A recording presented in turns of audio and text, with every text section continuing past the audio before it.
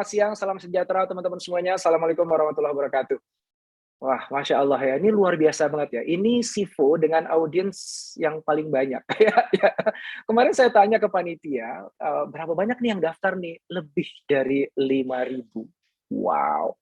Sampai kita harus menambah kuota Zoom kita beberapa kali, dan akhirnya nyerah nih teman-teman di Cias ya. Kita akhirnya minta bantuan saudara kandung kita, yaitu teman-teman dari Evapora untuk support. Jadi makasih banget untuk teman-teman di Evapora untuk supportnya pada kesempatan Sipo kali ini ya. Mudah-mudahan jadi ini ya, pengen terus support ya. Jadi kita bisa terus ramai. Nah, sahabat-sahabat semuanya, sedikit bicara tentang SIFO ya, Corporate Innovators Forum. Ini kita sebenarnya sudah lama ya, sudah hampir 5 tahun kita jalankan ini. Dan ketika kita memulai ini memang kita eksklusif banget. Kita hanya by invitation only. Jadi kalaupun Anda mau ikutan tapi kita nggak undang, nggak boleh datang. Jadi kita selektif, ada tim kurasinya waktu itu. Kemudian berkembang, banyak banget teman-teman yang ingin join dan akhirnya pintunya lebih lebar kita buka. Namun tetap harus ada prasyaratnya, yaitu teman-teman di korporasi yang memang bidangnya adalah innovation atau transformation office. Kita sebutnya singkatan ITO. Atau teman-teman HR yang memang fokusnya pada inovasi. Itu terus berlanjut. Sampai kemudian pandemi datang, pun kita masih melakukan hal yang sama. Nah, di awal tahun 2022 ini nih beda. Ya, kita mengawali tahun dengan semangat optimisme dan sekaligus juga semangat berbagi yang lebih luas dibandingkan sebelum-sebelumnya. Awalnya memang Sivo kali ini tetap kita mau selenggarakan hanya untuk teman-teman di korporasi yang ada di bidang inovasi, transformasi, dan HR. Tapi kemudian teman-teman yang lain tuh pada nanya, Mas Indra boleh ikut nggak? Gitu. Aku bukan bidang itu, tapi kerja di perusahaan. Ya sudah boleh. Mas Indra boleh ikut nggak? Aku pengusaha nih, bukan korporasi, gimana? Oh ya boleh. Gitu. Mas Indra aku UMKM, mau ikutan, mau belajar. Boleh nggak? Ya boleh.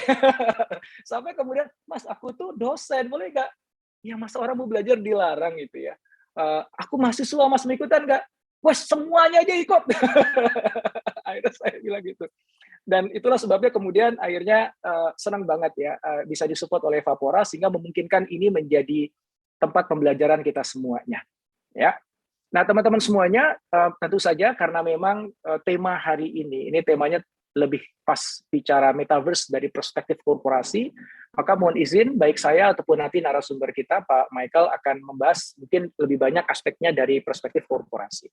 Namun bagi Bapak Ibu semuanya yang ingin mengeksplorasi nanti lebih lanjut dengan pertanyaan-pertanyaan yang mungkin beyond korporasi, monggo ya. Kita memang lebih prioritasnya ke teman-teman korporasi dulu karena memang sesuai dengan temanya. Ya, oke. Saya udah nggak sabar nih sebenarnya pengen segera ngundang Pak Mike untuk bisa hadir. Karena baru minggu yang lalu juga saya main ke kantornya Pak Mike, ketemu dengan Pak Daniel Surya, ketemu dengan tim lengkap di sana, dan belajar banyak saya. Dan belajarnya saya itu udah saya tuangkan juga dalam video podcast saya, mungkin teman-teman sebagian sudah tonton ya. Dan hari ini kita akan bahas sesuatu yang beda dari apa yang sudah saya bahas di dalam video podcast saya sebelumnya. Kalau sebelumnya saya bicara tentang Metaverse Indonesia, karena memang Pak Michael Budi ini adalah CEO dan co-founder dari Weir Group, perusahaan asli Indonesia yang karyanya sudah melalang buana di dunia global, ya bahkan sampai ke Disney, Marvel, Cartoon Network. Dan Weir Group ini dapat amanah dari pemerintah Indonesia ya, melalui Kominfo untuk memimpin satu kolaborasi besar untuk membangun Metaverse Indonesia. Nah itu udah saya bahas tuntas di dalam video saya sebelumnya. Yang kali ini yang akan kita bahas nih sesuatu yang lagi trending banget nih. Cuman memang trendingnya itu nggak serame yang ada di media sosial atau di YouTube. Kenapa? Karena ini masih agak diem-diem nih orang yang main di corporate metaverse. Nah teman-teman pasti nanya dong, itu kenapa sih kok corporate metaverse? Emang bedanya sama metaverse doang tuh apa?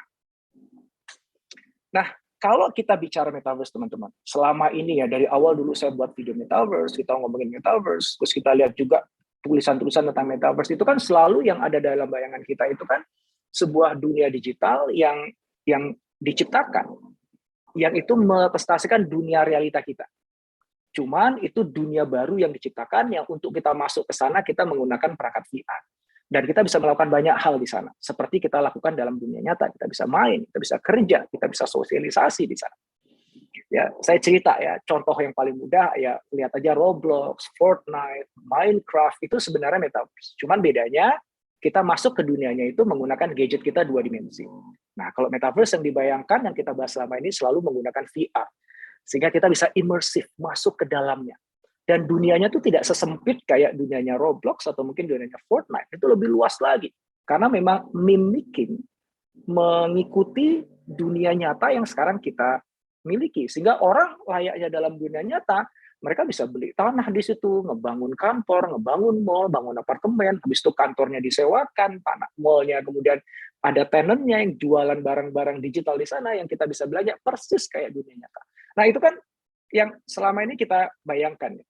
Nah, kemudian kalau teman-teman menyimak video saya dengan Pak Mike yang saya udah upload beberapa waktu yang lalu, teman-teman juga menyadari bahwa ternyata metaverse itu bukan cuma sekedar VR, bukan hanya virtual world saja, di mana kita masuk ke dalam dunia virtual, dunia digital, yang itu berarti kita lepas dari dunia sekarang.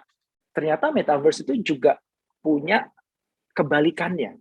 Jadi bukannya kita masuk ke dalam dunia digital, tapi dunia digital kita bawa ke dunia nyata kita. Disebut dengan augmented reality. Jadi ada virtual reality, di mana kita masuk ke dalam dunia digital, atau augmented reality. Dunia digital itu kita bawa ke dunia nyata kita. Jadi bukannya kita meeting di dalam dunia virtual, tapi orang-orang yang ada di dunia virtual itu kita tarik ke dunia nyata, sehingga dia bisa duduk di samping kanan kiri saya, secara avatarnya, padahal orangnya ada di tempatnya masing-masing. Jadi dunia digitalnya saya bawa ke dunia nyata. Kalau teman-teman nonton film Iron Man, ya kurang lebih kayak gitu. Ya. Nah, terus kenapa ada kata corporate di depannya? Karena ini metaverse yang memang dibangun oleh dan untuk kepentingan korporasi. Kalau kita bicara korporasi, semua jenis korporasi. Berapa waktu yang lalu saya diundang oleh lembaga institusi keuangan untuk ngomongin tentang metaverse. Baru aja nih, baru selesai tadi jam 1:30 ya, diundang oleh teman-teman BCA juga ngomongin tentang metaverse and the future of banking. Seru banget diskusinya, sampai lupa waktu, ternyata udah mau masuk ke SIFO ini ya. Dan itu hanya sebagian kecil dari perusahaan-perusahaan yang udah penasaran banget, pengen ikutan cawe-cawe dalam dunia baru yang akan tercipta nanti. Dan ternyata ketika saya ngobrol dengan Pak Mike beberapa waktu yang lalu, ternyata Pak Mike sendiri di Weir Group juga banyak dapat permintaan dari perusahaan-perusahaan yang ada di Indonesia untuk membuatkan metaverse untuk mereka. Jadi kan ini kayak setiap perusahaan nanti pengen buat metaverse-nya sendiri. Gitu. Pertanyaannya untuk apa? Terus metaverse-nya kayak gimana? Yang selama ini kita bayangkan adalah kan yang diceritain sama Mark Zuckerberg dong, gitu. Atau yang kalau teman-teman ikuti Microsoft juga yang Satya Nadella ceritakan dong. Yang itu nanti kita ya nggak usah buat sendiri, ikut aja ke metaverse-nya Meta. Ikut aja ke metaverse-nya Microsoft, kan udah ada. Ikut aja ke metaverse-nya Fortnite, kan udah ada. Terus kenapa itu perusahaan-perusahaan pengen buat metaverse-nya sendiri? Kayak gimana metaverse versi corporate? Jadi perusahaan A buat metaverse, perusahaan B buat metaverse. Ini apa ini? Ini cuma FOMO aja gitu. Kita nggak mau kalah lah, masa mereka buat metaverse kita enggak gitu. Hitung-hitungannya gimana? Untung ruginya apa gitu. Nah, ini akan jadi topik pembahasan kita. Kelihatannya memang semua orang itu udah nggak pengen ketinggalan gitu. Ya, jangan sampai nanti ketika dunia baru digital ini beneran kejadian, kita baru masuk, kita jadi late entry. Takutnya lahan-lahannya udah dikuasai oleh pesaing. Takutnya ekonomi udah dimainkan oleh pesaing. Nah, logika sederhananya nih, sahabat-sahabat semuanya, nih udah 2.400 yang hadir di sini. Ini saya kasih pemanasannya dulu nih, sebelum nanti pemeran utamanya saya undang masuk ya. Pak, ini saya panasin dulu. Logikanya gini aja deh teman-teman semuanya nih, yang lagi nyimak nih ya. Kan kebayang gini lah, nanti nih ada dunia digital terbentuk nih. Terus orang kan berbondong-bondong main di sana kan. Ya. Dan Orang beli tanah di sana. Akhirnya bikin ada taman bermain, ada bioskop, ada mall, ada sekolahan, semuanya ada. Artinya, dalam metaverse itu, supaya bisa hidup, maka harus ada ekonomi yang berputar, kan? Nah, ketika ada ekonomi berputar, berarti kan ada cuan di sana. Itu tanah aja sekarang harganya udah melambung tinggi. NFT yang nantinya dijual. Jadi aku mau beli sepatu Nike di metaverse-ku. Bisa nggak? Bisa. Yang nanti akan dipakai oleh avatarku ketika main di sana kan bisa. Bajunya dari Dolce Gabbana kan bisa. Mobilnya dari BMW kan bisa. Nah itu kan ekonomi itu berputar. Berarti nanti ya sama kayak dunia nyata kita sekarang, di mana orang mau beli sesuatu, orang ingin menggunakan sesuatu, orang ingin menikmati layanan tertentu, berarti itu kan cuan semua itu. Nah, ini yang dilihat bahwa akan ada dunia baru beserta dengan ekonominya berputar di sana. Masa saya nggak mau ikutan sih? Kalau saya bisa nyangkulin cuan di situ, kenapa saya nggak ikutan? Dan kalau saya ikutnya telat, takutnya itu cuan udah dicangkulin orang lain dulu. Brandnya mereka lebih dikenal dulu. Teknologi atau tools-nya dia udah dipakai dulu. Fasilitasnya udah jadi kebiasaan dulu. Orang udah kadung menggunakan layanannya dia dulu. Sehingga untuk dia coba layanan baru mungkin males. Wah, kalau saya telat, saya bisa nggak kebagian cuannya nih. Wah, itu yang ngebuat semua orang berbondong-bondong pengen bangun bisnis di dalam metaverse. Nah, cuman balik lagi nih. Kan logikanya adalah, ya kita masuk aja ke metaverse yang udah ada. Ke Decentraland ke Sandbox itu kan metaverse yang sekarang udah populer tuh ya. Yang banyak brand juga udah main di sana, beli tanah, bikin bangunan di sana kan udah ada. Penduduknya juga mulai banyak. Tapi pertanyaannya kenapa kok malah perusahaan-perusahaan besar bukannya dia beli tanah aja di sana dan bangun kantornya di sana, tapi kok malah bikin metaverse sendiri. Yang itu khasnya dia. Yang itu brandnya juga related dengan brandnya dia. Nah, ini akan kita ulas teman-teman semuanya. Jadi, teman-teman semuanya, bagi yang hadir mewakili korporasi besar, ini kesempatan untuk teman-teman eksplorasi ya. Jadi nanti kalau diajak ngobrol sama pimpinan masing-masing, bisa cerita lah. Dan bisa keren gitu kan. Bos, udah saatnya bos, kita bangun metaverse bos. Pak, ini ada di Decentraland Pak, kenapa nggak kita bikin toko aja di sana Pak? Ini kedepannya begini, nih, Pak, caranya begini Pak. Wah, kamu pinter ya. Ini bilang kita sama bosnya. Ya, kamu stay ahead lebih bahkan ya dibandingkan karyawan yang lain. Kalau teman-teman mungkin pelaku UKM yang hadir di sini juga, mungkin mulai ngelirik-ngelirik ya. Gimana aku nanti bisa ikutan cawe-cawe di sana? Apalagi nanti kalau metaverse Indonesia-nya beneran udah jadi nih, ya.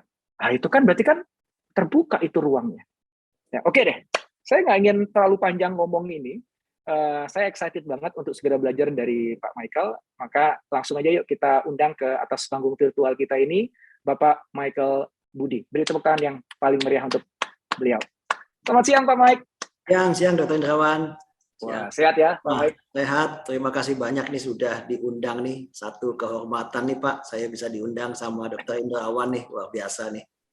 Ya, kami yang merasa beruntung nih, Pak Mike bersedia meluangkan waktu untuk bisa ngobrol-ngobrol sama kita. Khususnya memang tema kita hari ini tuh disesuaikan dengan hasil obrolan kita beberapa waktu yang lalu tuh Pak. Ketika Pak Mike cerita bahwa WIR ini kebanjiran order dari banyak perusahaan untuk dibuatkan metaverse gitu. Waktu itu saya langsung bilang ke Pak Mike, ya Pak Mike ini harus dibahas tuntas nih Pak Mike. Nih, para perusahaan yang ada di bumi pertiwi ini harus tahu supaya mereka juga nggak ketinggalan. Ya, paling nggak tahu dulu deh, update dulu gitu. Jadi bisa menyesuaikan strateginya ke depan. Baik sahabat-sahabat semuanya, Pak Michael Budi ini adalah CEO dan co-founder dari WIR Group. WIR Group adalah perusahaan asli Indonesia yang sudah mendunia. Dan kemarin waktu diulas di majalah Forbes, termasuk satu dari 7 perusahaan-perusahaan yang diakui oleh majalah Forbes yang sedang membangun metaverse. Dan itu luar biasa kebanggaan kita di sini. Dan langsung aja Pak Budi, Pak Mike, waktu dan tempat saya persilakan. Monggo, silakan. Saya ingin duduk di sini jadi murid untuk saat ini.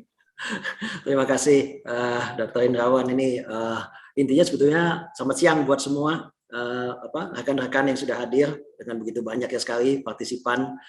Tadi sudah dikenalkan nama saya Michael Budi. Intinya hari ini saya sharing sama-sama belajar. Sebetulnya banyak sekali teknologi ini juga baru berkembang gitu ya. Jadi saya coba men-share apa yang saya tahu saja, yang sebatas pengalaman kami di WIR yang sudah dirintis dari 12 tahun yang lalu. Perusahaannya memang berfokusnya memang di teknologi augmented reality yang memang menjadi salah satu core teknologi dari Metaverse. Nah, izin saya akan share screen di sini.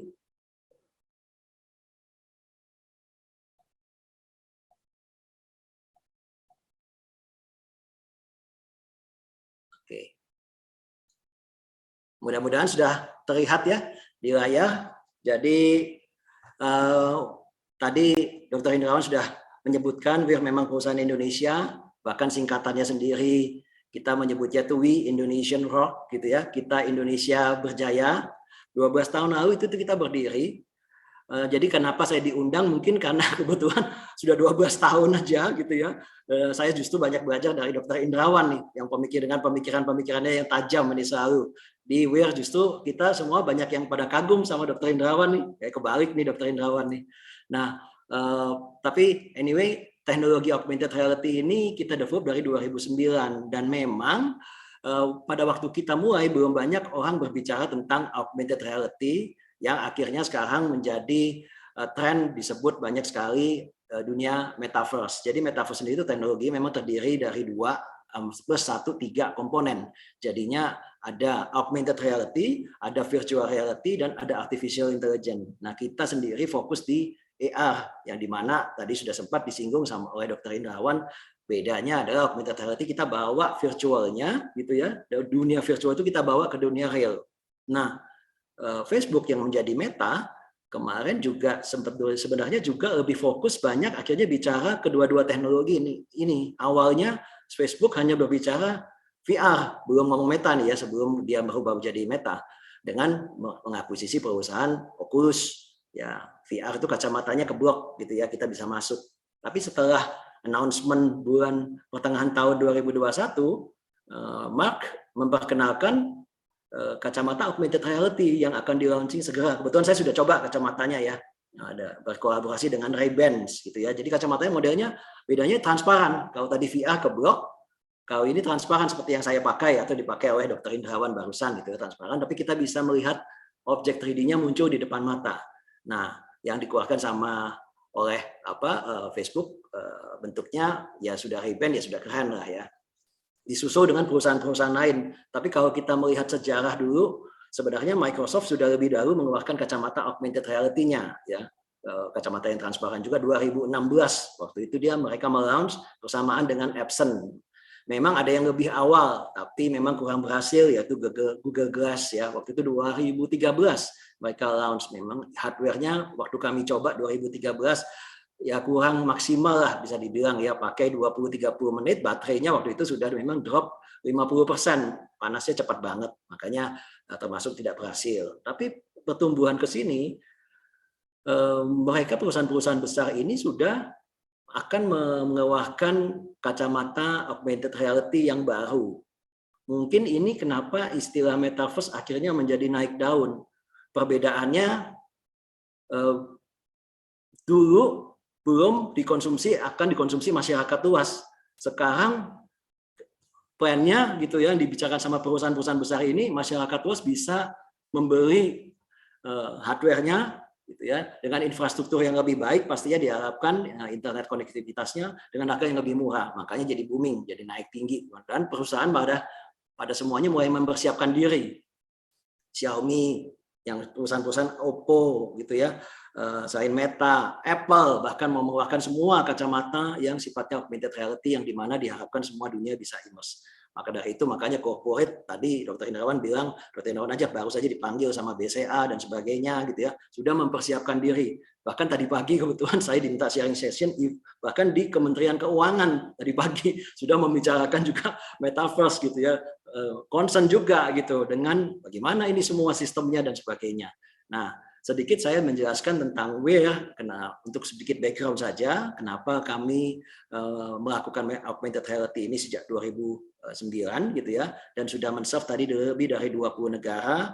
Kami sendiri juga dari Indonesia mempatenkan beberapa teknologi kami, ada 5 di sini ya, yang sifatnya 5 global patent under PCT ya, Patent Corporate Treaty, untuk memproteksi beberapa teknologi kami dari Indonesia gitu ya.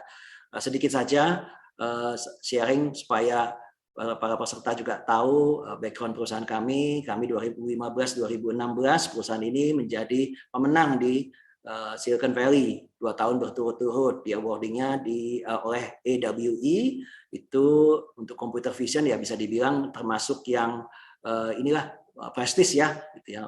Lalu di 2014 juga setahu kami masih satu-satunya perusahaan Indonesia yang pernah mendapatkan I40 Global Innovative Companies dari Indonesia yang di awarding di London Stock Exchange. Dan memang terakhir kita banyak diminta berkolaborasi dengan pemerintah dan sempat mewakilkan Indonesia di berbagai macam event, salah satunya di World Economic Forum di Davos, Switzerland, itu di 2019 dan 2020. Tahun itu juga 2019 kalau nggak salah yang sempat sharing session di sana ada Tokopedia dan kami. Lalu tahun 2021 memang karena pandemik sudah ditiadakan, tahun ini rencana World Economic Forum kembali diadakan bulan Juni tahun ini juga ya. Nah, ini yang kita percaya gitu ya di WIR, apa yang akan terjadi di future. Susah memprediksinya, ini hanya prediction, jadinya kapan benar-benar terjadi perpindahan dunia metaverse ini.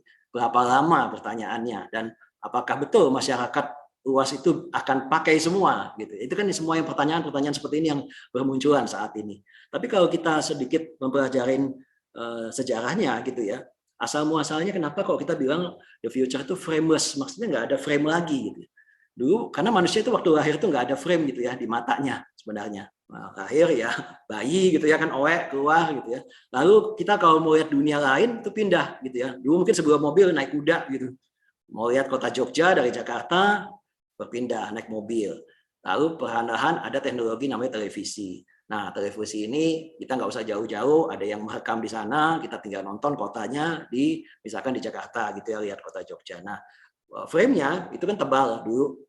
Ya, kiri kanan itu zamannya itu berarti saya ketahuan umurnya tuh. Dulu saya masih kecil, TV saya masih kotak, mungkin yang generasi baru nggak tahu itu apa itu kok ada TV, ada kiri kanannya tebal gitu ya dari kayu gitu. Nah, ibu saya suka bilang, jangan nonton TV dekat-dekat katanya, nanti matanya rusak gitu. Nah, yang terjadi adalah saya nggak pernah sebetulnya maju gitu, takut matanya rusak, tapi frame-nya tambah tipis, layarnya tambah besar.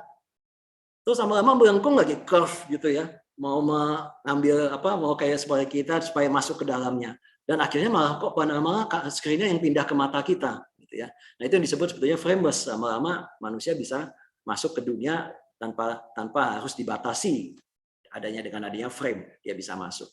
Nah, kuncinya itu juga sama gitu ya, dengan communication sama yang terjadi. Dulu kita tulis surat gitu. Lalu telepon, akhirnya pakai teks. Mengurangi ngobrolan kalau di telepon pakai teks gitu ya, instant message akhirnya. Lama-lama emoji. Kenapa kok bisa pilih emoji gitu ya? Emoji bisa mengekspresikan lebih gitu ya. Kalau digambar emoji kan ada yang senyumnya mulai dikit sampai yang besar gitu ya. Bahkan ada yang kedip mata dan sebagainya. Mungkin kalau pakai teks agak sulit kan. Saya senang sekali, saya sangat senang sekali gitu ya, dan sebagainya gitu. Nah, akhirnya masuk ke avatar. Dengan avatar, kalau saya kirim avatarnya berarti avatar itu bisa mewakili saya. Dengan adanya artificial intelligence. Nah, itu yang akan terjadi perubahannya nih. Ini perubahan yang sedang terjadi nih. Tinggal teknologinya seperti apa bisa diadopt oleh masyarakat luas gitu ya. Oke, ini corporate yang sudah menggunakan augmented reality dan virtual reality dalam konteks untuk menaikkan bisnis performa mereka. Waktu itu belum disebut adanya metaverse, tidak ada. Jadi sebetulnya istilah metaverse ini tadi Dr. Hendrawan betul selalu bilang ini adalah dunia nyata yang digabung dengan dunia maya gitu ya. Sebetulnya tergantung di mana orang kan bisa kerja katanya kan, bisa belajar, bisa berinteraksi. Sekarang yang menggunakan itu banyak kan corporate dari dulu. Kita udah 12 tahun menanganin mungkin udah banyak sekali dari berbagai negara gitu ya, dari Indonesia. Kebanyakan buat menaikkan bisnis performance mereka, kinerja kerja bisa lebih cepat, menaikkan sales dan sebagainya. Tinggal bisa dibilang ini sebenarnya metaverse atau bukan, itu tergantung terminologi gitu ya. Kalau metaverse itu teknologinya menyatukan dunia, teknologinya ada, tapi kalau dipakai oleh masyarakat luas tentu saja belum, karena ini penggunaannya terbatas oleh kepentingan perusahaan-perusahaan tersebut. Ada yang buat internal, buat training, misalkan contoh yang kami kerjakan, perusahaan otomotif, buka kap mobilnya, pakai kacamatanya, ya sekarang masih mahal ya, masih mahal, itu bisa ribuan dolar, $3.000, pakai, oke, mindahin dari titik A ke B, ya mereka latihan jauh lebih cepat, pasti kinerja kerja lebih terukur, lebih cepat, jadi training bisa dilakukan seperti itu. Atau untuk kesehatan gitu ya, untuk mendiagnosa, karena dengan pakai kacamata kita langsung lihat dia bisa muncul. Nah, teknologi tidak harus selalu pakai kacamata, bisa menggunakan desktop gitu ya, bisa menggunakan handphone juga bisa gitu ya, karena kacamata pastinya lebih mahal. Jadi tergantung kebutuhannya. Karena itu kalau kita bilang masyarakat luas pernah nggak sih nyobain metaverse sebelumnya? Nah tadi kebanyakan masuknya dari dunia gaming dulu, persis seperti yang Dr. Indrawan bilang sudah dilakukan, atau di dalam theme park. Di dalam beberapa theme park sudah menggunakan AR atau VR glasses. Sebenarnya kalau bisa dibilang itu pengalaman metaverse, iya. Jadi kuncinya adalah pengalaman metaverse itu harus ada 3 dimensinya virtual. Yang dulunya nonton hanya di layar seperti ini gitu ya, atau di desktop 2 dimensi konten kita lihat. Nah sekarang kita jadi aktornya, kita hidup di dalam, atau kebalik yang di sana hidup bersama kita, avatar-avatarnya hidup dalam kita. Nah itu yang harus ada elemen real time 3 dimensi virtual, itu harus ada di dalam dunia metaverse. Jadi sebenarnya jadi saya menjelaskan ini karena untuk membedakan terminologi metaverse ini sudah ada atau belum, karena banyak pertanyaan sudah ada belum. Kalau dilihat dari konteks teknologinya ya, tapi kalau digunakan masyarakat banyak, nah ini memang harus sesuai pendapat, mungkin beda-beda orang ya. Ada yang bilang berapa banyak harus pakai dulu sehingga teknologi itu dinyatakan sudah masif kan. Kalau kita lihat pernyataannya sekarang ya memang belum semasif penggunaan sosial media. Oke, ini saya tidak akan bahas. Memang tadi sempat kami disebut oleh Dr. Indrawan, memang kita masuk ke dalam Forbes sebagai mewakilkan perusahaan dari Asia Tenggara. Mungkin belum banyak karena kita duluan, makanya mereka diingat. Sebenarnya memang bukan apple to apple lah kalau di-compare sama perusahaan-perusahaan besar ini. Namun kami bersyukurlah waktu itu kami bisa mewakilkan Indonesia, dan dimanapun kami berada dengan klien-klien kami membawa nama Indonesia itu enggak ya penuh perjuangan juga gitu ya. Seringkali kita dibilang wah ini kalian dari Jepang, dari Korea, padahal kami pure dari Indonesia. Nah ini yang untuk membedakan ya sebenarnya sedikit sebelum nanti kita masukin banyak contoh-contoh corporate itu kerjainnya apa saja. VR itu sebelah sini. Nah kalau Bapak Ibu lihat sebelah kanan di slide itu kacamatanya terblok. Kalau kita pakai kita nggak bisa jalan. Kalau jalan bisa kesandung lah intinya gitu ya, atau ketatap karena ketutup. Tapi kita bisa masuk ke dalam dunia ini tidak harus pakai kacamata ya, sekali lagi kita bisa menggunakan mobile phone atau bermain pakai desktop. Tentu saja lebih imersif kalau menggunakan kacamata VR. Augmented reality kebalikannya, kita pakai kacamatanya bentuknya transparan, atau dengan kata lain kalau mau pakai mobile phone kameranya dinyalakan. Jadi sama saja. Dari sini yang Anda lihat pindah ke sini. Ya. Di desktop pun juga bisa sama. Nah, ini yang disebut augmented reality, bisa jalan. Nah, saya akan coba stop sharing di sini, nanti akan kembali lagi ke slide supaya saya bisa kasih lihat contohnya gitu ya. Tadi saya sudah bilang kalau pakai kacamata bentuknya seperti ini, ya ada banyak jenis, banyak sekali. Nah, ini transparan, ini augmented reality, bukan VR. Saya rasa kalau VR, rekan-rekan di sini udah lebih banyak kebayang ya, karena udah banyak gitu ya. Lalu kita bisa tadi pakai mobile phone, kameranya dinyalakan, atau dengan ini kita kan lagi Zoom nih, mau pakai Google Meet, mau pakai Zoom, pakai Microsoft Teams, ini juga ada kameranya nyala. Ini juga bisa saya mendatangkan avatar ke ruangan saya sekarang ini. Nah ini contoh perusahaan corporate yang sudah menggunakan education online platform buat mengajarkan anak-anak gitu ya. Ini dia tinggal kita ngambil buku-buku pelajaran mereka waktu gurunya mengajar atau anaknya belajar itu bisa langsung muncul jadinya. Nah, Anda bisa lihat langsung di sini gitu ya. Kalau mereka belajar bisa tinggal bunyi. Jadi anaknya bisa mendongeng dengan cara-cara yang lebih kreatif gitu. Bagaimana misalkan si kancil diterkam harimau atau belajar anatominya. Langsung aja dari buku-buku yang tidak perlu dicetak ulang, jadi bisa ditempatkan. Nah, penempatan avatar ini tidak harus menggunakan materi ya, sudah bisa melakukan lewat geolocation, jadi bisa juga ditempatkan di ruang tamu gitu ya, di ruang keluarga dan sebagainya. Nah, ini contoh yang lain, perusahaan otomotif, kebetulan ini Honda ya. Honda juga menggunakan, kalau mereka berjualan juga sudah seperti ini.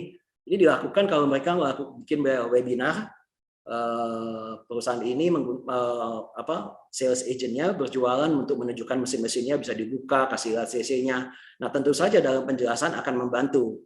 Nah, karena real time, beda dengan memberikan sebuah video. Ya, bahkan karena ini kecil sebenarnya itu bisa ditampilkan mereka sudah menampilkan di showroom mereka dengan ukuran yang real size, sudah dilakukan oleh Astra juga. Ya. Nah, kalau menggunakan handphone, tadi contoh ini menggunakan, saya mau tunjukin beberapa perusahaan yang menggunakan mobile phone misalkan. Nah, ini mobile phone juga contohnya seperti ini. Ini perusahaan properti di Malaysia waktu itu, mereka menggunakan mobile phone yang digunakan oleh sales agent mereka. Jadi mereka waktu itu sudah banyak brosur, katanya nggak kepakai, sayang gitu kan. Dan kalau ngajak orang ke market, lihat market di marketing office kan biasanya itu ada marketnya, itu kan macet di sana di Kuala Lumpur. Ini 2013 kejadiannya, sudah lama. Ini kayak karena saya sendiri di ruangan, saya akan coba, mungkin saya bisa pegangnya dengan baik, ini live gitu ya. Bagi saya langsung. Jadi brosurnya dihidupkan aja, udah lama banget 2013, maka ini bisa kita lihat. Nah, ini model augmented reality, tapi kalau saya mau jadi pindah ke virtual reality, kita tinggal klik, dia akan masuk, gitu ya. Nah, ini VR sekarang. Nah, ini dengan mobile phone, jadi pakai kacamata pun bisa dilakukan. Ya, ini sekali lagi ini udah 2013 yang lalu contohnya. Nah, mungkin saya kasih lihat satu contoh, bagaimana sih sebenarnya kalau lihat dari kacamata ini.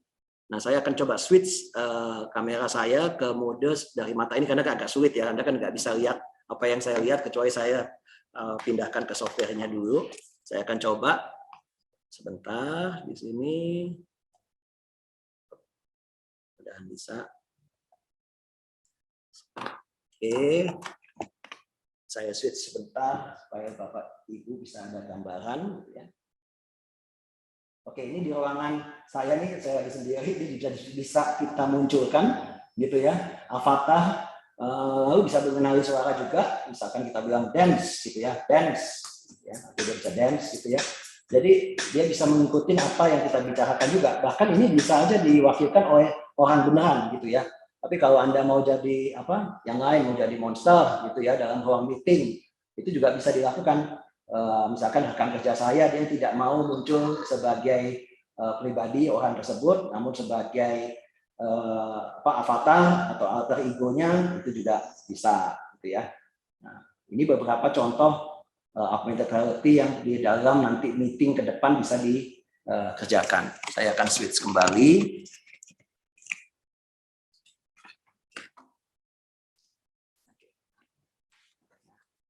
Nah, saya akan kembali ke layar.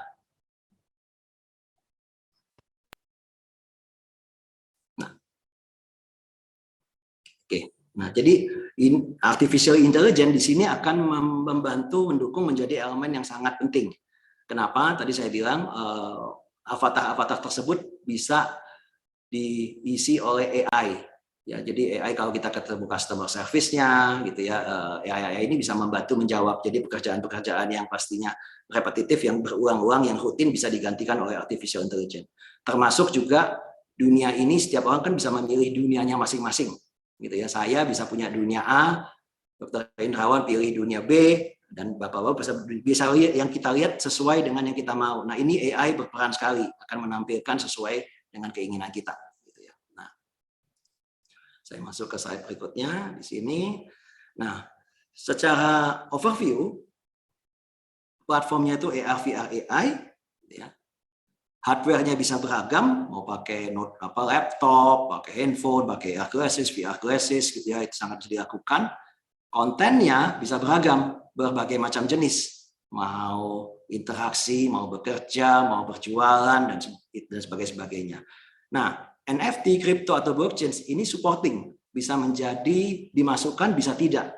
Nah, banyak sekali persepsi yang terjadi agak keliru ya di pasar di sana, bahwa orang berjualan NFT saja tanpa pengalaman 3 dimensinya nih ya. Maksud saya cuma jualan pakai OpenSea, itu dibilang metaverse. Nah, itu mungkin terminologi yang kurang tepat gitu ya. Jadi yang dibicarakan oleh Facebook, oleh Microsoft, Google dan yang lainnya. Ini tidak seperti itu. Jadi mereka itu pengalaman 3 dimensinya yang disebut dengan metaverse. Nah, produk-produknya, sertifikasinya bisa menggunakan NFT. Jadi bisa NFT digunakan di dalam metaverse. Tapi kalau tidak ada pengalaman 3 dimensinya, ya tidak bisa dibilang NFT metaverse. Itu agak kekeliruan tuh terjadi tuh. Di luaran pada bilang, oh saya jualan NFT. Ini NFT metaverse. Padahal ya cuma gambarnya yang dijual dalam sebuah platform di website. Nah, itu perlu diluruskan saja. Tadi ini VR, ya sudah kebayang, kita masuk ke dalam bedanya antara yang corporate sekarang, yang tadi klien-klien yang kami kerjakan, dengan yang baru datang. Nah, ini yang membedakan VR dan AR yang mereka bicarakan, awalnya buat bisnis performance, buat training. Namun sekarang mereka mau melibatkan teknologi yang akan masuk secara masif ke masyarakat sehingga end customer-nya mau mereka bawa masuk. Nah, itu yang membedakan poin utamanya. Sebelumnya hanya untuk performance mereka internal karena cost yang masih tinggi ya menggunakan VR dan ataupun pakai headset dan sebagainya. Nah, sekarang mereka melihat, ini sekarang udah mau masuk perusahaan-perusahaan besar ini udah keluarin prototipe tadi. Huawei, Xiaomi semuanya dengan harga seharga handphone sekarang. Kapan itu? Ya kita masih menunggu ya. Saya juga masih menantikan gitu ya.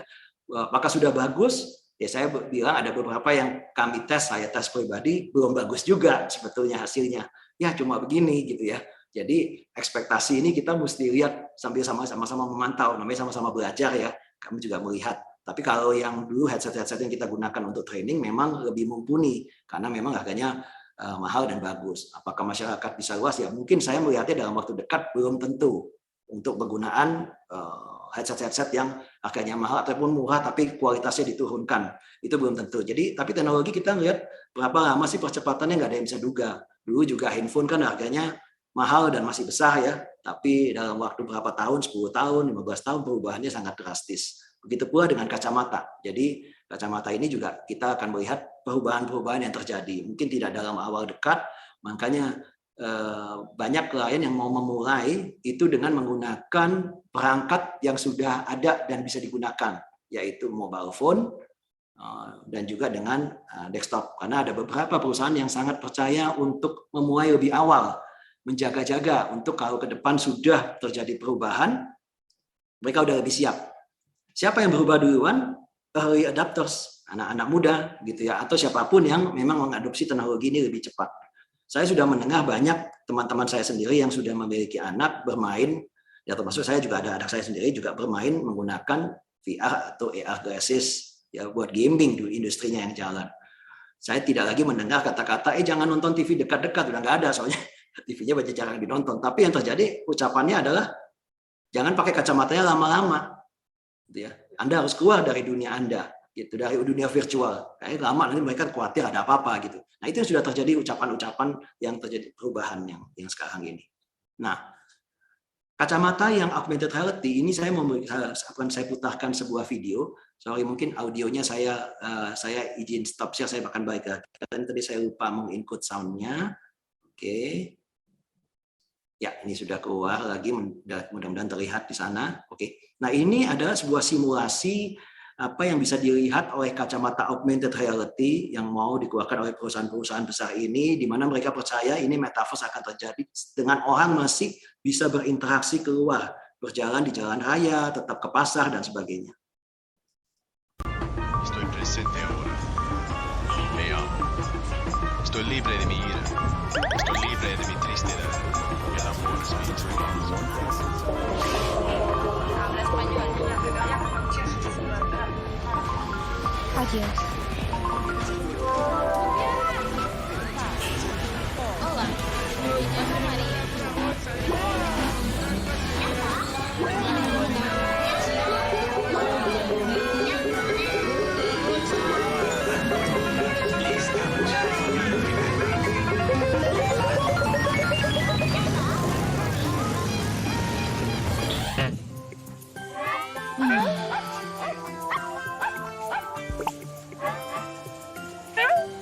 Bueno. Hola otra vez.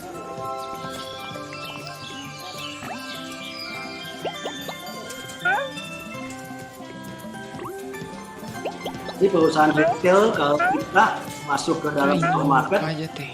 mereka udah bisa memberikan misalkan avatar seperti virtual pet untuk memberikan lokasi mana yang diskon dan sebagainya.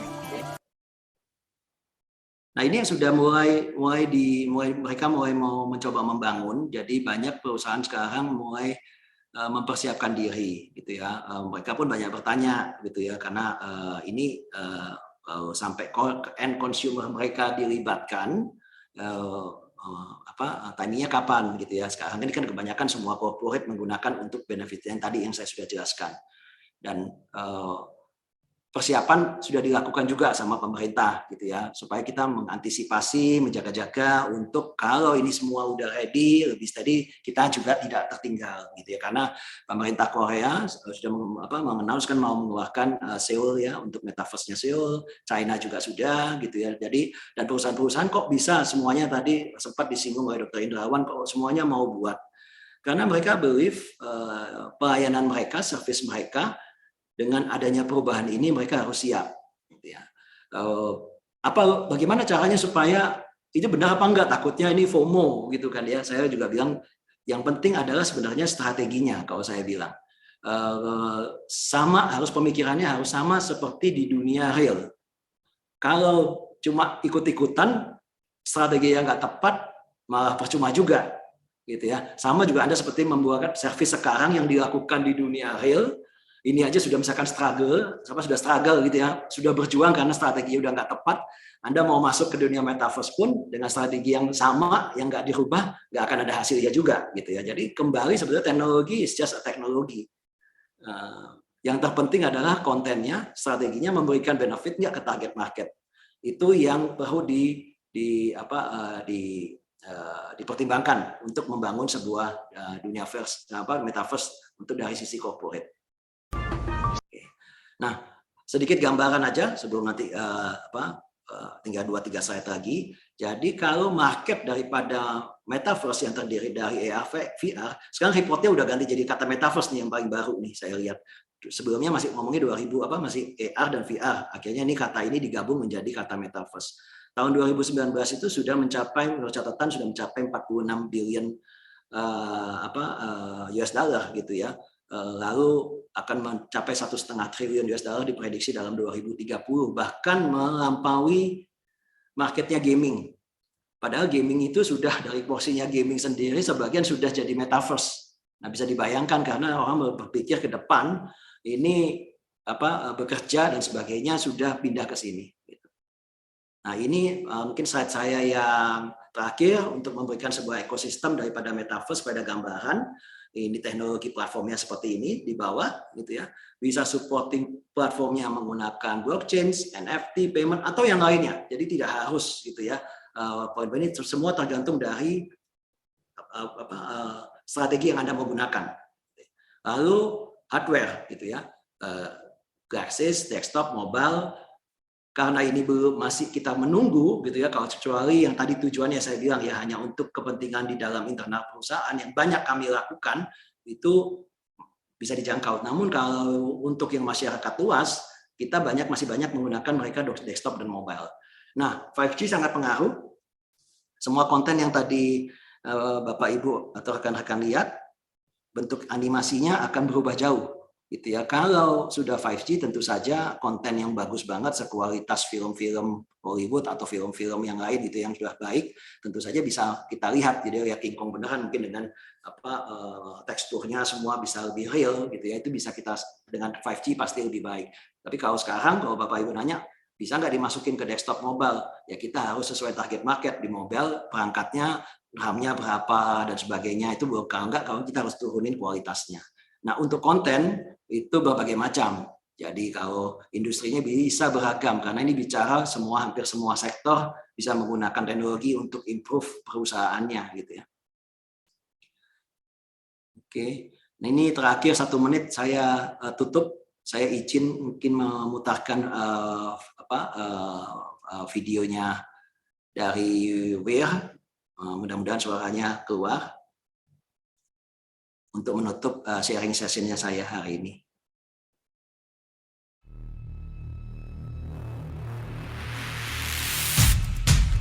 Augmented reality is indeed the future. I did not know that this is applicable today. Such for users, why not also be the ones to develop it? Their solutions are highly relevant to the market. It is no longer conceptual. The future is today. They are the market leader, set to explode global interest in this space. Nigeria's presidential candidate Muhammadu Buhari used this app to attract young voters. I think they will shape the future. For the first time ever, AR plays a role so significant, no longer a gimmick. The biggest challenge for AR is really not taking it that high and really to see all the opportunity that are available in the market. Many can start their own business. Now they have more incomes to support the family. So small investment to be store owner. Unbelievable. Now, we have more incomes to support the family. This really disrupts marketing and redefines real-time. Well, that would be augmented reality of today. So people can really use it and experience it. By empowering women in emerging markets, this is about investing in the futures of an often ignored and overlooked population. Women in less developed regions. It's near and dear to my heart, is able to make its DAF mark is really on a changing global the landscape scale. of media placement industry. With DAF, every investment on media can be measured. Unlimited content and imagination. This is a real game changer. Brands can and reconnect with consumers in a new and more meaningful The technology will be able to get the maximum level of the value. Yeah, that's an easier way for the consumer to experience augmented reality. Across industries, the MID shall provide full support for marketing through strategic solutions. And combine both worlds to be part of the one that shapes the future lifestyle of humans. AR&Co won Best Campaign for this app, the Augmented World Expo or AUGI Awards in Silicon Valley. By doing that, we actually create a legacy through the technology. Because we want to make augmented reality an actual reality for the world. This is the era of digital reality. Ya, terima kasih buat kesempatannya. Mudah-mudahan bisa memberikan pandangan sedikit gitu ya, apa yang dilakukan corporate di luar dan perbedaannya yang akan dilakukan kemudian. Di sini juga saya sama-sama belajar, walaupun kita udah 12 tahun, banyak sekali terjadi perubahan dan saya juga datang ke sini untuk belajar dari rekan-rekan semua. Terima kasih nih Dr. Indrawan.